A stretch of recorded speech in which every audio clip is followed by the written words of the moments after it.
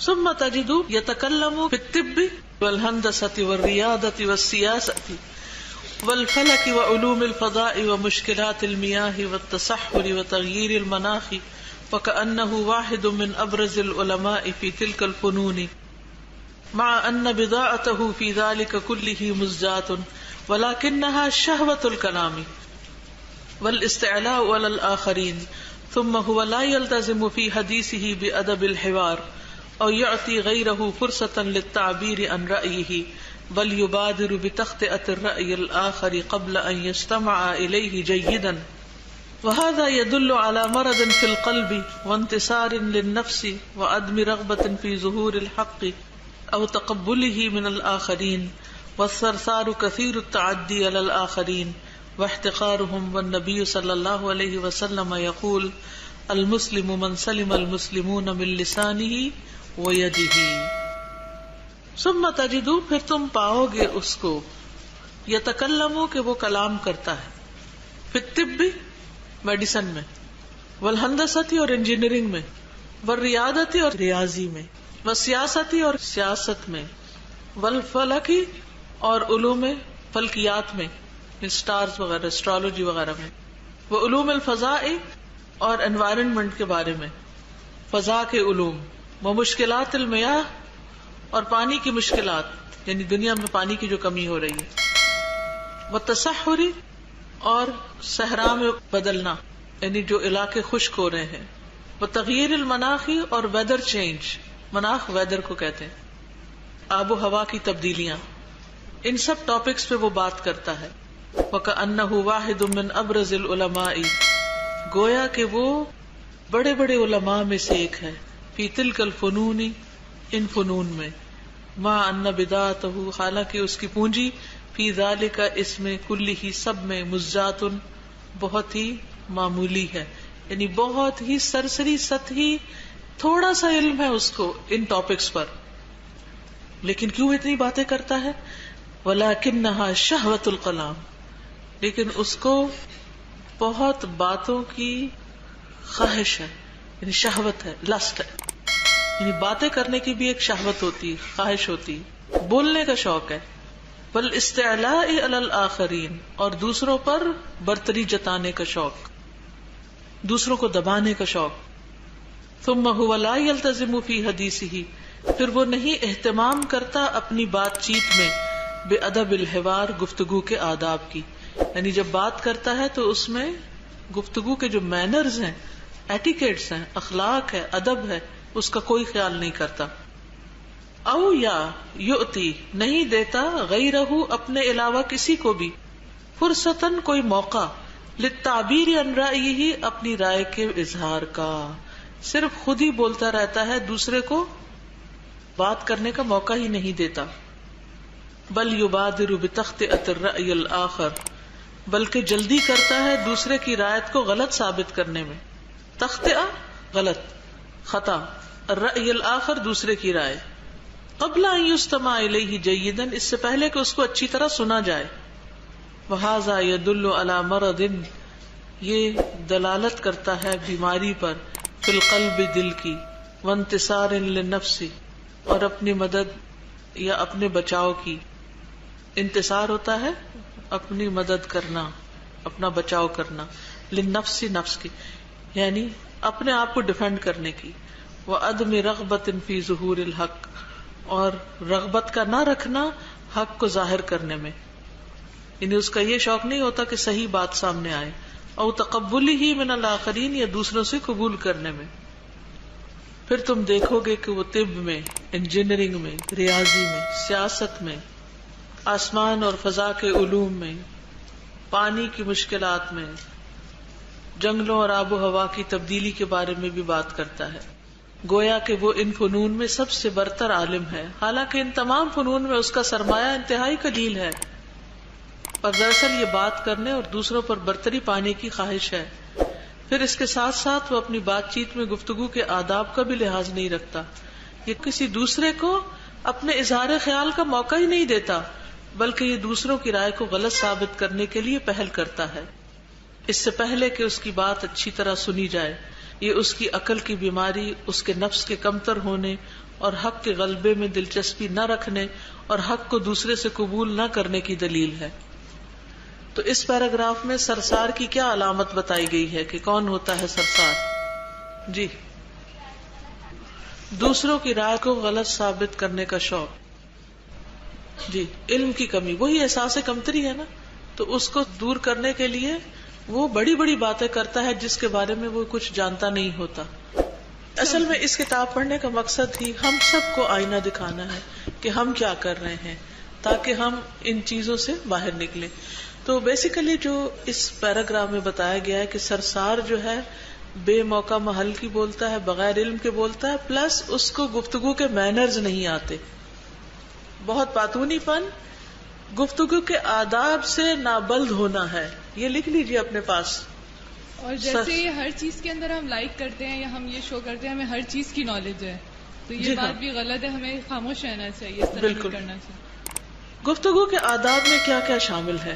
Number 1، جی ہاں، یعنی دو طرفہ بات ہو، آپ بھی بولیں اور دوسرے کو بھی بولنے کا موقع دیں، انٹریکٹیو ٹاک ہو. گفتگو میں ٹھہراؤ ہو، آرام سے بات کریں، چیخ چلا کے بات کرنے کی ضرورت نہیں، بہت تیز باتیں کرنے کی بھی ضرورت نہیں. نبی صلی اللہ علیہ وسلم کس طرح گفتگو کرتے تھے کہ گننے والا اس کو گن سکتا تھا. حضرت عائشہ حضور صلی اللہ علیہ وسلم کے بارے میں فرماتی ہیں کہ رسول اللہ صلی اللہ علیہ وسلم تیز تیز باتیں نہیں کیا کرتے تھے، تو تیز بولنے سے بھی پرہیز کریے، اور اتنا بھی سلو نہ بولیے کہ دوسرے کو نیند آنے لگے. پھر اسی طرح عام فہم گفتگو کیجیے، ایسی ٹرمینالوجی نہ بولیے کہ دوسرا آپ کا منہ دیکھ رہے کہ یہ کیا کہہ رہا ہے، صرف اپنا علم اور روب جتانے کے لیے. رسول اللہ صلی اللہ علیہ وسلم کی گفتگو بالکل جدا جدا ہوتی کہ ہر سننے والا آپ کی بات سمجھ لیتا تھا. پھر مختصر بات، بحث مباحثے سے اجتناب، لڑائی جھگڑے سے اجتناب. 3 دفعہ بات کہہ دینے کے بعد آپ صلی اللہ علیہ وسلم سے بحث مباحثہ نہیں کیا جاتا تھا، یعنی میکسیمم 3 دفعہ ایک بات کو دہرانے کی اجازت. لیکن سرسار کیا کرتا ہے؟ وَالسَّرْسَارُ كَثِيرُ التَّعَدِّي عَلَى الْآخَرِينَ وَاحْتِقَارُهُمْ وَالنَّبِيُّ صلی اللہ علیہ وسلم يقول المسلم من سلم المسلمون من لسانه ويده. اور سرسار دوسروں پر بہت زیادتی کرتا ہے، کثیر التعدی، دوسرے کو مرغا بنا لیتا ہے، انہیں حقیر سمجھتا ہے. حالانکہ نبی صلی اللہ علیہ وسلم کا ارشاد ہے کیا؟ المسلم من سلم المسلمون، مسلمان وہ ہے کہ سلامت رہیں دوسرے مسلمان، من لسانہ و یدہ، اس کی زبان اور اس کے ہاتھ سے. کثیر التعدی کا کیا مطلب ہے؟ بہت زیادتی کرنے والا، علی الآخرین، دوسروں پر، واحتقارہم، اور انہیں حقیر سمجھنے والا. تو مومن کون ہوتا ہے؟ مسلمان کی پہچان کیا ہوتی؟ یعنی اسلام نے ایک مسلمان کو صرف لباس ہی نہیں بتایا کیسے پہننا ہے، اس کو گفتگو کرنا بھی بتایا ہے. اور مسلمان کی بنیادی جو ڈیفینیشن ہے اس میں یہ بات شامل ہے کہ اس کی زبان اور ہاتھ سے دوسرے مسلمان محفوظ رہیں.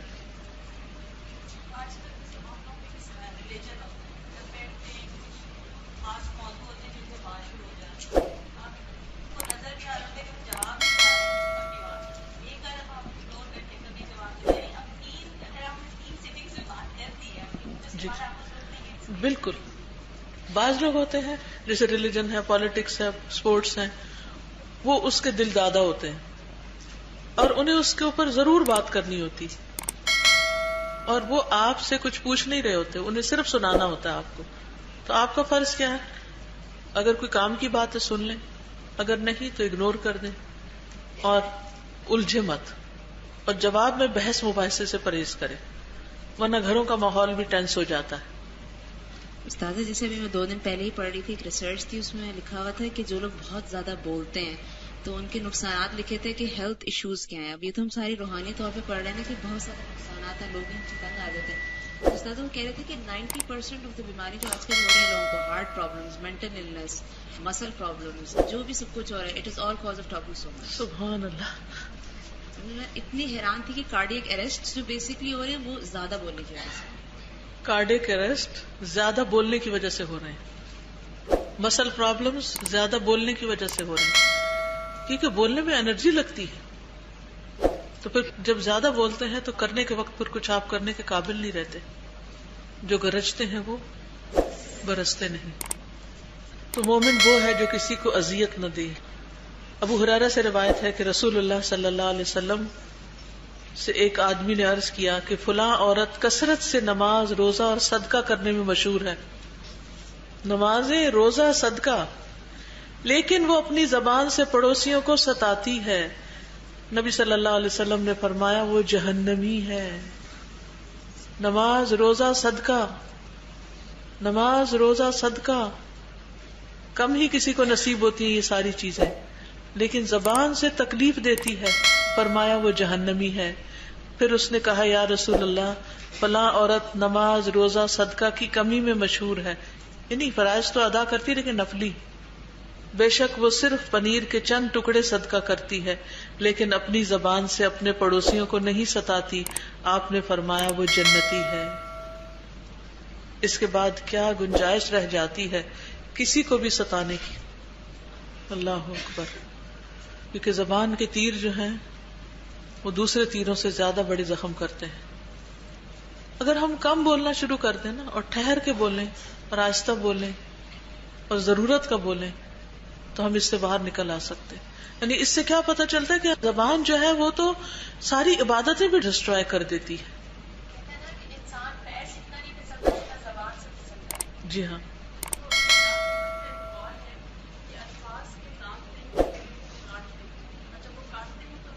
بالکل۔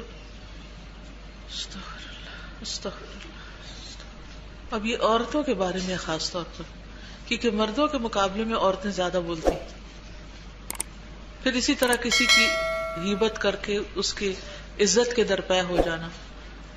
نبی صلی اللہ علیہ وسلم نے فرمایا اے ان لوگوں کی جماعت جو صرف زبان سے ایمان لائے ہو اور ان کے دلوں میں ایمان داخل نہیں ہوا، مسلمانوں کی غیبت مت کیا کرو اور نہ ان کی عزت و آبرو کے درپے ہو، اس لیے کہ جو کسی کی عزت کے پیچھے پڑ جاتا ہے اللہ تعالیٰ اس کی عزت کے درپے ہو جاتے ہیں، اور اللہ تعالیٰ جس کی عزت کے درپے ہو جائیں اس کو اس کے گھر میں ہی رسوا کر دیتے ہیں۔ اللہ اکبر۔ پھر کسی کے مرنے کے بعد اس کا برا تذکرہ نہیں کرنا چاہیے۔ آپ نے فرمایا مردوں کو برا بھلا نہ کہو کیونکہ انہوں نے جیسا عمل کیا اس کا بدلہ پا لیا۔ آپ نے فرمایا جب تمہارا ساتھی وفات پا جائے تو اسے چھوڑ دو، اس کے عیب بیان نہ کرو، بس معاف کر دو اس کو۔ اب نبی صلی اللہ علیہ وسلم نے فرمایا سب سے بڑا سود یہ ہے کہ انسان ناحق کسی مسلمان کی عزت سے کھیلے۔ رسول اللہ صلی اللہ علیہ وسلم نے فرمایا جب مجھے میرے رب نے معراج عطا کی تو اس رات میں ایک قوم پر گزرا، ان کے ناخن تانبے کے تھے اور وہ ان ناخنوں سے اپنے چہرے اور سینے کھرچ رہے تھے۔ میں نے کہا یہ کون لوگ ہیں اے جبرائیل؟ انہوں نے جواب دیا یہ وہ لوگ ہیں جو لوگوں کا گوشت کھاتے اور ان کی عزت و آبرو کے پیچھے رہتے تھے۔ ہر وقت یہ دوسروں کو نوچتے رہتے تھے، دوسروں کو اذیت دیتے رہتے تھے اپنی باتوں سے۔ اسی طرح ایک اور حدیث میں ہے کسی شخص کے برا ہونے کے لیے اتنا ہی کافی ہے کہ وہ اپنے مسلمان بھائی کو حقیر سمجھے، دوسروں سے نفرت کرے، اس کو کمتر سمجھے، اپنے آپ کو نیک اور پارسا اور عالم فاضل اور بہت اچھا سمجھے اور دوسروں کو چھوٹا سمجھے اپنے سے۔ اسی طرح چغل خوری کرنا عذاب قبر کا باعث ہے۔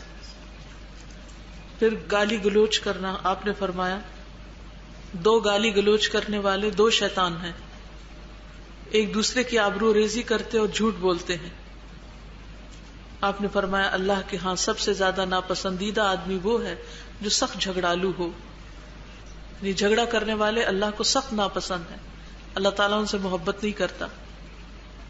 پھر لعن طعن کرنا، ویل لکل ہمزۃ لمزہ، بہت ہلاکت ہے ہر تانا دینے والے اور عیب لگانے والے کے لیے جو بہت زیادہ تانے اور عیب لگائے۔ مومن لعن طعن کرنے والا یا فحش گو اور بےہودہ گو نہیں ہوتا۔ چیزوں پر بھی لعنت نہیں کرنی چاہیے۔ پھر اسی طرح بےہودہ کلام، فحش گفتگو، زبان کا زنا، اس سے بھی پرہیز کرنا چاہیے۔ فحش شاعری سے، گانوں سے، بےہودہ لچر قسم کے لطیفوں سے اور شعر و شاعری سے بھی پرہیز کرنا چاہیے. زبان کی حفاظت کی دعائیں مانگنی چاہیے.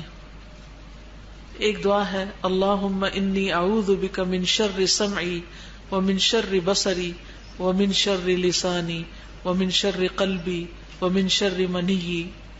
پڑھیے اللہم انی اعوذ بک من شر سمعی ومن شر بصری ومن شر لسانی ومن شر قلبی ومن شر منی. اور زبان میں نور پیدا کرنے والی دعا تو آپ سب کو آتی ہے نا, اللہم اجعل. ایک دفعہ پڑھ لیجئے.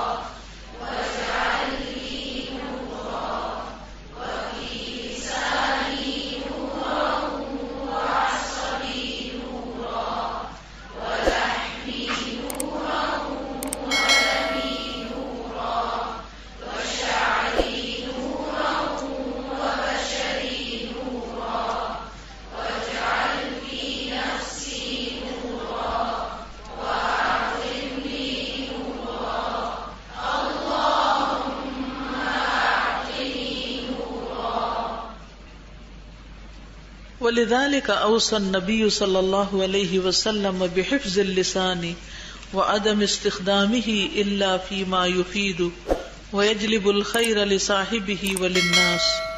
فعن عقبة بن عامر رضي الله عنه قال قلت يا رسول الله ما النجاة؟ قال امسك عليك لسانك وليسعك بيتك وابك على خطيئتك. رواہ ابو داود والترمذی وقال الالبانی صحیح لغیرہ. وقال صلی اللہ علیہ وسلم طوبى لمن ملک لسانہ ووسعہ بیتہ وبکى علی خطیئتہ. رواہ الطبرانی وقال الالبانی حسن لغیرہ. واخبر النبی صلی اللہ علیہ وسلم ان من ضبط کلامہ وحفظ لسانہ فاز بجنۃ ربہ. فقال صلی اللہ علیہ وسلم من یضمن لی ما بین لحییہ وما بین رجلیہ اضمن لہ الجنۃ. ولذالک اور اسی لیے اوصا وصیت کی تاکید کی النبی صلی اللہ علیہ وسلم نبی صلی اللہ علیہ وسلم نے بحفظ اللسانی زبان کی حفاظت کی وعدم استخدامہ اور اس کو استعمال نہ کرنے کی الا فیما یفید مگر اس میں جو فائدہ دے ویجلب الخیر اور خیر لے آئے لصاحبہ زبان والے کے لیے وللناس اور لوگوں کے لیے. اسی لیے نبی صلی اللہ علیہ وسلم نے نصیحت کی کہ زبان کی حفاظت کی جائے اور اس سے وہ کام لیا جائے جو دوسروں کے لیے فائدہ مند ہو اور ایسا کلام ہو جو کرنے والے کے لیے اور لوگوں کے لیے خیر کو کھینچ لائے. اب اس کی دلیل میں کچھ حدیثیں ہیں کہ کیسا کلام ہو. فَأَنْ عُقْبَةَ بْنِ عَامِرٍ عقبہ بن عامر سے روایت ہے رضی اللہ عنہ اللہ ان سے راضی ہو جائے. قال وہ کہتے ہیں قلت یا رسول اللہ میں نے کہا اے اللہ کے رسول من نجات نجات کیا ہے؟ قال فرمایا امسک علیک لسانک اپنے اوپر اپنی زبان روک رکھو. یعنی نجات کے لیے کیا کرو؟ اپنی زبان روک کر رکھو. وَلْيَسَعْكَ بَيْتُكَ اور چاہیے کہ وسیع ہو تیرے لیے تیرا گھر. وَابْكِ عَلَى خَطِيئَتِكَ اور اپنی خطا پر رو. تو عقبہ بن عامر سے روایت ہے کہ وہ کہتے ہیں میں نے کہا اے اللہ کے رسول نجات کیا ہے؟ آپ نے فرمایا اپنی زبان کو روکو, اپنے گھر کو کشادہ رکھو اور اپنی خطا پر رو. وقال صلی اللہ علیہ وسلم طوبى لمن ملک لسانہ, طوبہ خوشخبری ہے لمن اس کے لیے جس نے ملکا کنٹرول کر لیا لسانہ اپنی زبان کو، ووسعہ بیتہ اور کشادہ ہوا اس کو اس کا گھر، وبکا علی خطیئتہ اور وہ رویا اپنی خطاؤں پر. اسے طبرانی نے روایت کیا ہے اور البانی نے اس کو حسن لغیرہ ہی کہا ہے. آپ نے فرمایا خوشخبری اس کے لیے جس نے اپنی زبان کو قابو میں رکھا اور اس کا گھر اس کو کشادہ ہو گیا، یعنی کافی ہو گیا، اور وہ اپنی خطا پر رویا. وَأَخْبَرَ النَّبِيُّ صلی اللہ علیہ وسلم، اور نبی صلی اللہ علیہ وسلم نے خبر دی ہے، أَنَّ مَنْ ضَبَطَ كَلَامَهُ کہ جو اپنے کلام کو قابو میں رکھے، وَحَفِظَ لِسَانَهُ اور اپنی زبان کی حفاظت کرے، فَازَ بِجَنَّةِ رَبِّهِ وہ اپنے رب کی جنت کے ساتھ کامیاب ہو گیا. فقال صلی اللہ علیہ وسلم تو نبی صلی اللہ علیہ وسلم نے فرمایا من یضمن لی ما بین لحییہ جو ضمانت دے مجھے اپنے دو جبڑوں کے درمیان کی چیز کی، وما بین رجلیہ اور اپنی دو ٹانگوں کے درمیان کی چیز کی، اضمن لہ الجنہ تو میں اس کے لیے جنت کی ضمانت دیتا ہوں. نبی صلی اللہ علیہ وسلم نے خبر دی کہ جس نے اپنی باتوں کو قابو کیا اور اپنی زبان کی حفاظت کی وہ اپنے رب کی جنت کے ساتھ کامیاب ہو گیا. تو آپ صلی اللہ علیہ وسلم نے فرمایا جو شخص مجھے اپنے دو جبڑوں کے درمیان اور اپنی دو ٹانگوں کے درمیان کی چیزوں کی حفاظت کی ضمانت دیتا ہے میں اس کو جنت کی ضمانت دیتا ہوں. تو اس سارے پیراگراف کا اصل مقصد کیا ہے کہ انسان اپنی زبان کی حفاظت کرے اور صرف اس کام میں استعمال کرے جہاں سے اس کو کوئی نفع ہو. یعنی آپ یوں سمجھیے کہ آپ کے پاس بہت ہی زبردست ٹول ہے کہ جس سے آپ بہت فائدہ سمیٹ سکتے ہیں. یعنی جتنی زبان نقصان دیتی ہے اس سے کہیں زیادہ فائدہ بھی دیتی ہے اگر آپ فائدے میں استعمال کریں. مثلا آگ جلاتی بھی ہے، کھانا پکاتی بھی ہے، لیکن آگ ڈسٹرائے بھی کر دیتی. اسی طرح ایک چھری ہے تو چھری کاٹتی بھی ہے، چھری سے کسی کو قتل بھی کیا جا سکتا ہے. تو آپ دیکھیے کہ زبان جو ہے انسان کی وہ بھی ایک چھری کی طرح ہے. اس چھری سے آپ چاہیں تو پھل کاٹ لیں اور لوگوں کے لیے پھل کھانا آسان کر دیں، اور چاہیں تو آپ اپنے ہاتھ کاٹ لیں یا کسی اور کے کاٹ دیں. چھری کو تو جیسا آپ استعمال کریں گے وہ ویسی ہی ہوگی. تو اسی طرح زبان بھی جس کام میں آپ لگائیں گے، اچھے میں لگائیں گے تو آپ کے لیے خزانے سمیٹے گی. مثلا اللہ کا ذکر، کلمتان خفیفتان علی اللسان ثقیلتان فی المیزان حبیبتان الی الرحمن، دو کلمے زبان پہ بہت ہی ہلکے، میزان میں بہت ہی بھاری اور رحمان کو بہت ہی محبوب. سبحان اللہ و بحمدہ سبحان اللہ العظیم. اٹھتے بیٹھتے چلتے پھرتے آپ اس سے یہ پڑھتے رہیں، اس سے ذکر کرتے رہیں، ورد کرتے رہیں، دیکھیے آپ کتنے خزانے سمیٹ لیتے ہیں. لیکن اگر آپ نے اس کو بیکار چھوڑ دیا یا غلط باتیں کی تو وہ الٹا ہلاکت کا سبب بن جائے گی. تو آپ صلی اللہ علیہ وسلم نے حضرت عقبہ بن عامر کو کیا تلقین کی کہ اگر نجات چاہتے ہو تو کیا کرو، زبان روک کے رکھو اور اپنے گھر میں رہا کرو. یعنی بلا ضرورت باہر نہ نکلو. باہر نکلنے کا مطلب کیا ہے؟ سوشلائز کرنا. انسان جب گھر میں ہوتا ہے تو اس کی سوشلائزنگ کم ہوتی ہے. عموماً گھر آ کے لوگ خاموش ہو جاتے ہیں، تھوڑا بہت کسی وقت باتیں کی، پھر ہر کوئی اپنے اپنے کام میں لگے. لیکن جب آپ کسی کے گھر چلے جاتے ہیں یا کسی دکان پہ چلے جاتے ہیں یا کسی پارک میں چلے جاتے ہیں تو پھر کیا ہوتا ہے؟ پھر دوسرے لوگ آپ کو ملتے ہیں، پھر ان سے آپ تبادلہ خیال کرتے ہیں، پھر سردی گرمی اس میں ہو جاتی، پھر کئی قسم کے مسائل شروع ہو جاتے ہیں. ٹھیک ہے، اس لیے نبی صلی اللہ علیہ وسلم نے صرف زبان کی حفاظت کی بات نہیں کی بلکہ اس کے ساتھ ساتھ گھر میں رہنے کی بات بھی کی کہ بلا مقصد گھر سے من نکلو. وَلْيَسَعْكَ بَيْتُكَ تمہارا گھر وسیع ہو تمہارے لیے. وَابْكِ عَلَىٰ خَطِيئَتِكَ اپنی غلطیوں پر رو. ہم میں سے کتنے لوگ ہیں جو واقعی روز روتے ہوں اپنی غلطی کر کے کہ اللہ مجھ سے غلطی ہو گئی تو مجھے معاف کر دے، دعا مانگتے ہوئے روتے ہوں اور جینوئنلی روتے ہوں کہ اللہ ہم سے غلطیاں ہوتی ہیں. اکثر تو غلطی مانتے ہی نہیں. اور پھر جنت میں جانے کی ضمانت، جہنم سے بچنے کی ضمانت. دو جبڑوں اور دو ٹانگوں کے بیچ یعنی شرمگاہ جو ہے ان دونوں کا تعلق شہوت سے ہے. بولنے کی بھی ایک شہوت ہوتی ہے اور دوسری بھی شہوت ہوتی ہے. تو انسان اگر اپنی خواہشات کے چنگل سے باہر نکل آتا ہے اور سیلف کنٹرول اختیار کر لیتا ہے تو یہی اس کے لیے کامیابی کی ضمانت بن جاتی ہے. اگر اس پر جو میں نے ابھی تک بات کی کچھ کہنا چاہیں تو آپ کی باری ہے بولنے کی. میں یہ بات سوچ رہی تھی کہ جیسے آپ نے بات کی نا کہ زبان کو فائدے مند بنانے والی کیا چیز جیسے اس پہ بات ہو رہی تھی، تو زبان کو فائدے مند جب بھی بنا سکتے ہیں ایک طویل خاموشی کے بعد. اکثر جو اسکالرز ہوتے ہیں وہ اتنا عرصہ اسٹڈی میں گزارتے ہیں اینڈ دین اتنے عرصے بعد وہ اتنے پروڈکٹیو بنتے ہیں، پھر وہ ہر جگہ پھیلا رہے ہوتے ہیں، یعنی اپنی زبان ہی پھر استعمال کر رہے ہوتے ہیں نا. یہی مجھے بات بار بار ہو رہی تھی کہ واقعی میں اس کو اپنے آپ. بالکل بہت اچھی بات کی. پڑھنے کے لیے کچھ سیکھنے کے لیے آپ کو خاموشی اختیار کرنی ضروری. اگر آپ کھانا پکاتے وقت بھی بہت باتیں کریں تو اس کا اثر کھانے پہ بھی پڑتا ہے. وہ کھانا لذیذ زیادہ بنتا ہے، وہ بھی بگڑ جاتا ہے کیونکہ وہ دیکھتا کہ توجہ نہیں دی گئی، توجہ کہیں اور تھی. کچھ لوگ پکاتے ہوئے بھی مسلسل فون پہ باتیں کر رہے ہوتے ہیں یا ٹی وی چل رہا ہوتا ہے یا کوئی اور اسی طرح کا شور ہنگامہ. ایک شیخ اپنے بارے میں بتا رہے تھے کہ وہ موریتانیہ گئے اور وہاں جس گھر میں وہ جاتے تو کھانے پر ضرور اصرار کرتے تھے اور صرف تھوڑا کھانے پہ نہیں یعنی زیادہ کھلاتے تھے، لیکن ان کے کھانے سے بیمار نہیں کبھی ہوا تھا، چاہے تھوڑا زیادہ بھی کھا لیا یا کچھ بھی کھا لیا. تو اس کی وجہ انہوں نے بتائی کہ خواتین کھانا پکاتے وقت مسلسل درود شریف پڑھتی ہیں یا اللہ کا ذکر کرتی ہیں. تو جو خواتین کھانا پکاتے ہوئے کام ڈاؤن ہوتی ہیں، اللہ کا ذکر کرتی ہیں، ان کے کھانے کی لذت ہی کچھ اور ہوتی ہے.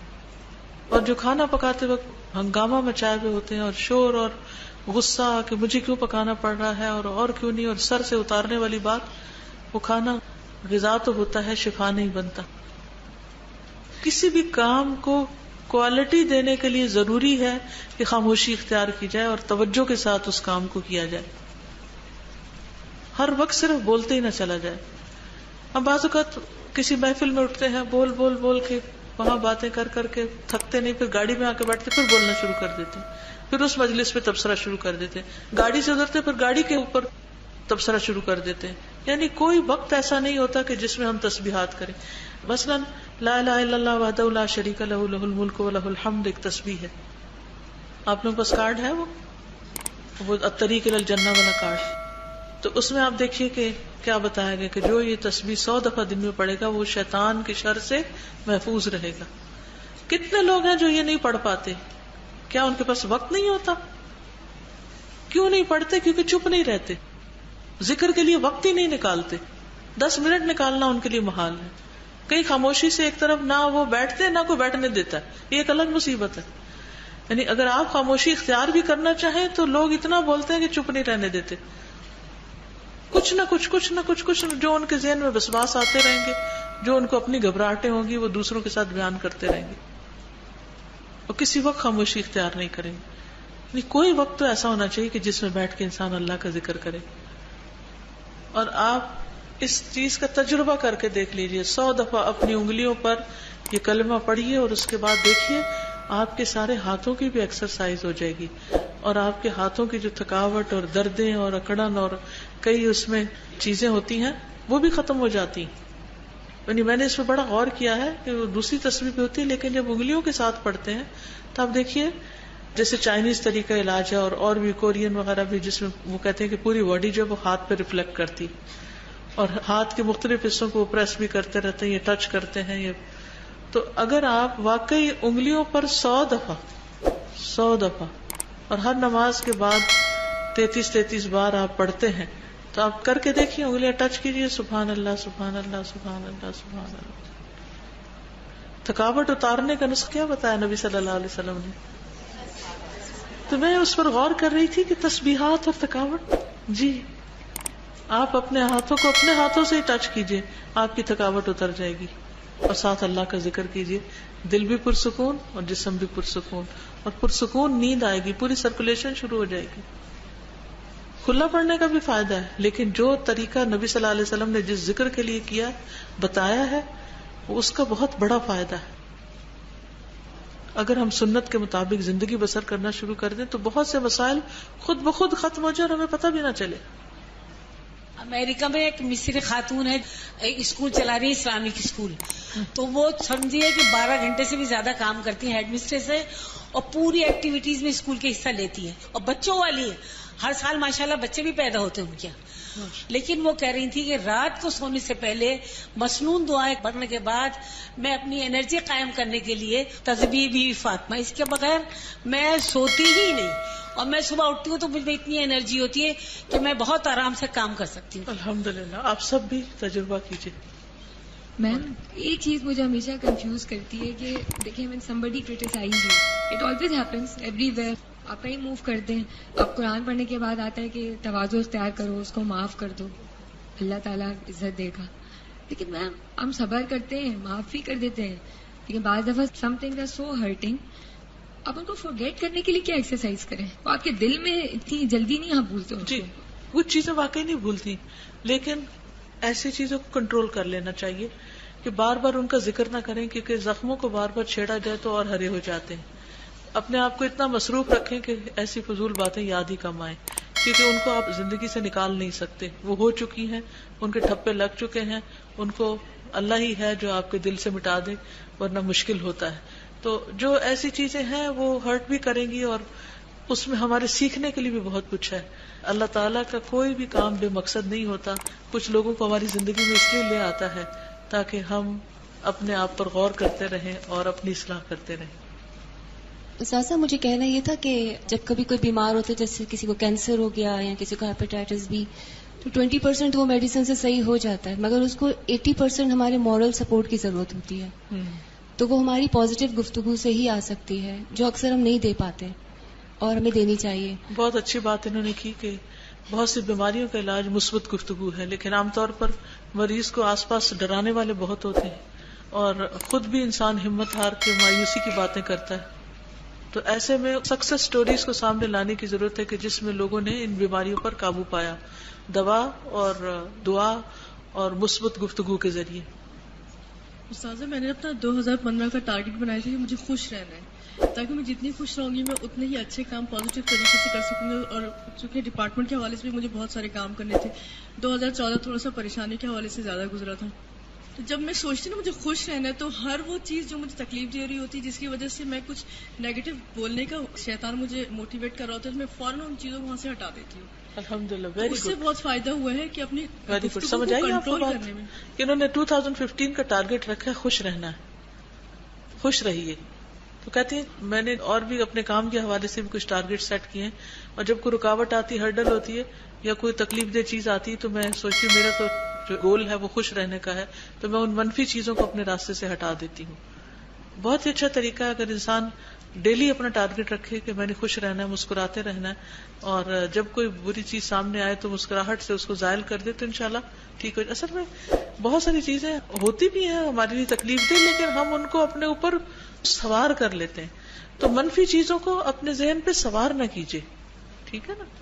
استاذہ اس میں آج جو میں نے ایک بات لیکچر میں جو سیکھی ہے, وہ مجھے یہ محسوس ہو رہا ہے کہ ہم جو باتیں کر رہے ہوتے ہیں, ایک تو یہ کہ کم گفتگو کرنی وہ تو ہے, اور دوسرے یہ کہ جب ہمیں کوئی چیز معلوم نہ ہو اور ہم فوراً ہی یہ کہیں کہ ہمیں نہیں معلوم. لیکن استاذہ ہمارے ہاں ایک ایسی بات عام طور پر زبان پہ اکثر ہوتی ہے, ہم ساتھ میں یہ تو کہہ رہے ہوتے ہیں کہ ہمیں نہیں معلوم اس کا, لیکن میرے خیال میں, بالکل میرا خیال, یہ جو میرا خیال ہے نا, اب یہ بڑائی جتانے والی بات ہو گئی.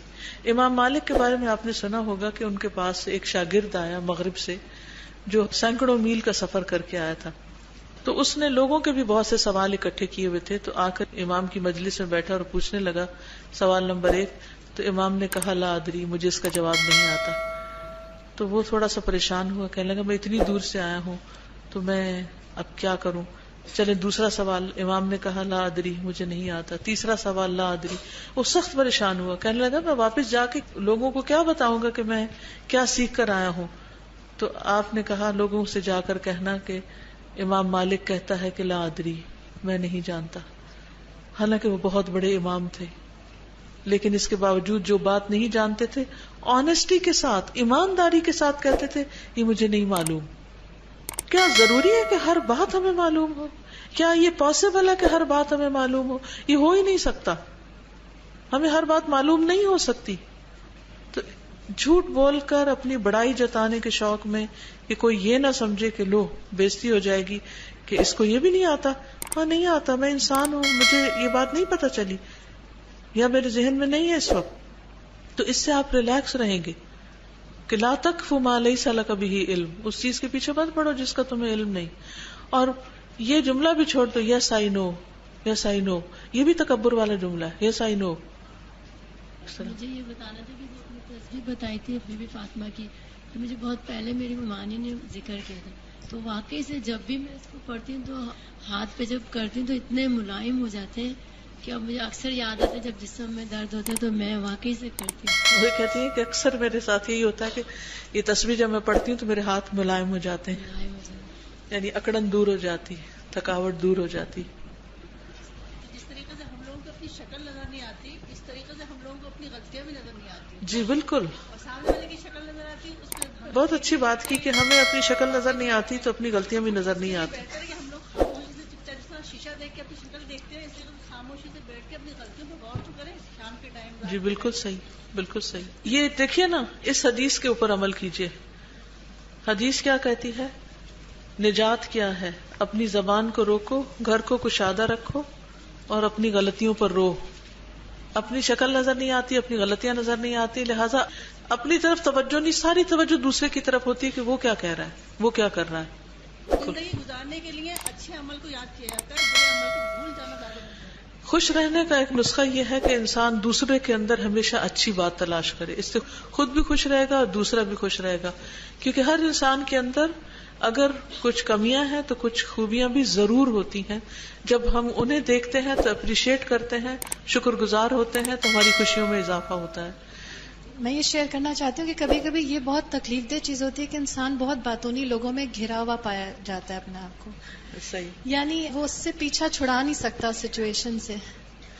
اس وقت ایک تو صبر کی بھی بہت ضرورت ہوتی ہے, اور پھر یہ کہ اس وقت ویسے اللہ کا ذکر کرنے سے بہت فائدہ ہوتا ہے کہ انسان قائم ہوتا جاتا ہے. صحیح. آپ اگر کوئی ٹپ شیئر کرنا چاہیں استاذہ, کہ کبھی کبھی وہ ناگزیر ہوتے ہیں لوگ. میں تو اسمائل کرتی رہتی ہوں ان پہ, اور جب بولتی نہیں تاکہ یہ کم بولے, اگر وہ پھر بھی نہ چپ کرے تو میں اجازت چاہتی ہوں. میں یہ دیکھ رہی تھی کہ سرسرا کے جو نقصانات ہیں, ایک تو حقیقت بات بیان کرنے پہ ہے, تو آج کل جو دیکھا گیا ہے کہ خواب بہت زیادہ بیان کیے جاتے ہیں. جی, اور اس میں بھی کچھ جھوٹے خواب ہوتے ہیں. حالانکہ اس کے بارے میں ہم یہ پڑھ چکے ہیں کہ وہ جب سنایا جائے گا تو وہ نازل ہوگا, اگر وہ برا ہے تو وہ اس کا نزول ہوگا. بہت اچھی بات کی آپ نے. دو طرح کے خواب ہوتے ہیں, یا اچھے ہوتے ہیں, اس کے بارے میں بھی حدیث میں آتا ہے کہ صرف اس کو بتاؤ جو تمہارا بہت مخلص ہو. یا برے ہوتے ہیں, برے خواب کی تعبیر معلق رہتی ہے جب تک انسان کسی سے ذکر نہ کرے, تو وہ منہ سے نکالے ہی نہ, تو بہت زیادہ خواب گوئی بھی کرنے کا فائدہ نہیں ہے, اس کو بھی کٹ کر دیا گیا. چلیے آج کے لیے اتنا ہی کافی ہے. سبحانک اللہم و بحمدک, اشہد ان لا الہ الا انت, استغفرک و اتوب الیک. السلام علیکم و رحمۃ اللہ وبرکاتہ.